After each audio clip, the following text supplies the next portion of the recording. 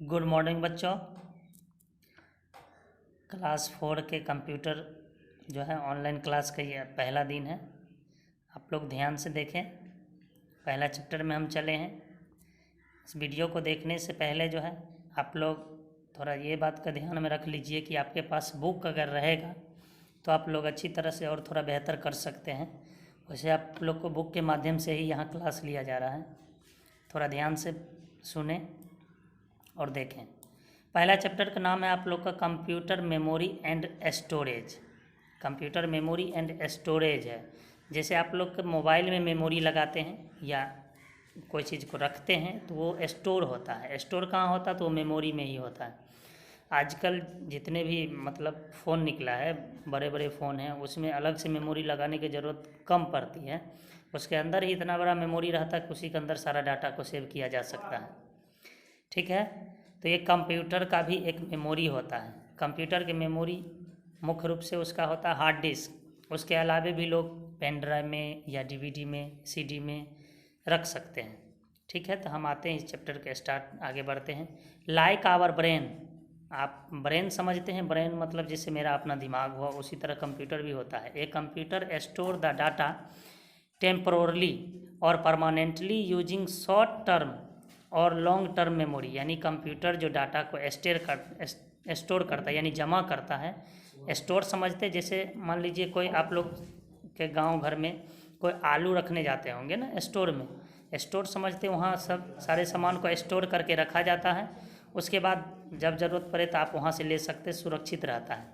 उसी तरह कंप्यूटर जो है डाटा को स्टोर करता है, टेम्पोरली भी करता है या परमानेंटली भी करता है। टेम्पोरली मतलब समझते हैं आप टाइम टेबल, यानी जैसे आज ज़रूरत हुआ कल निकाल लिए या कल डिलीट कर दिए। अब परमानेंटली मतलब हुआ परमानेंट, यानी आप उसको चाहें तो जन्मों जन्म तक रख सकते हैं। ठीक है, या अधिक समय तक रख सकते हैं। आगे देखिए, the device which help us to storing the data permanently are called storage device. यानी स्टोरेज डिवाइस जिसमें हम डाटा को स्टोर करके परमानेंटली रूप से रखते हैं, उसी को हम कहते हैं स्टोरेज डिवाइस। यानी स्टोरेज मतलब स्टोर करने का, डिवाइस मतलब machine. We can retrieve the data from this device whenever needed. यानी कभी कभी आप देखे होइएगा कि इस डाटा का आपको जब ज़रूरत पड़े तब उसका उपयोग कर सकते हैं। जैसे मान लीजिए कंप्यूटर में आप शादी का वीडियो या फिर कोई सीडी से वीडियो को स्टोर करके रख लिए, जब ज़रूरत हुआ तब आप उसको देख सकते हैं। नेक्स्ट ऑप्शन में आइए, तो कहता है डाटा स्टोरेज यूनिट्स, यानी डाटा को स्टोर करने का units. Whenever we feed into the computer gets convert into the machine under understandable code called machine code. A computer can understand only two states on represented by 1 and off represented by 0. These two digit 0 and 1 are called binary digit और bits. यानी computer जिस machine के code को उपयोग करता है, उस code में दो प्रकार के कोड होते हैं। एक होता है 1 और एक होता है 0, जिसको बाइनरी डिजिट या बिट्स कहते हैं। The data is store in the computer memory in the form of bits and is measured by bytes. यानी ये बिट्स जो है उसको बाइट्स में कन्वर्ट किया जाता है। देखिए, जैसे 8 बिट्स लिखा हुआ, उसका मतलब हुआ 1 बाइट यानी 1 बाइट। देखिए आप लोग, 8 बिट्स मीन्स होता है 1 बाइट्स और 1024 बाइट्स यानी 1024 बाइट्स मतलब होता है 1 किलोबाइट, यानी जिसको 1 KB कहते हैं।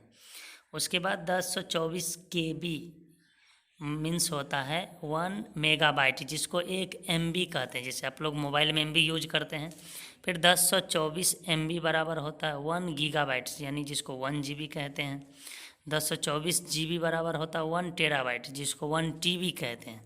ठीक है, नेक्स्ट इधर देखिए, देख रहे हैं कि 1024 TB यानी 1024 1024 TB मीन्स होता है 1 पेटाबाइट्स, जिसको 1 PB कहते शॉर्ट नाम, 1024 PB बराबर होता है 1 एक्साबाइट, जिसको 1 EB कहते हैं, 1024 EB बराबर होता है 1 जेटाबाइट, जिसको 1 ZB कहते हैं, 1024 ZB बराबर होता है 1 योटाबाइट, यानी जिसको 1 YB कहते हैं।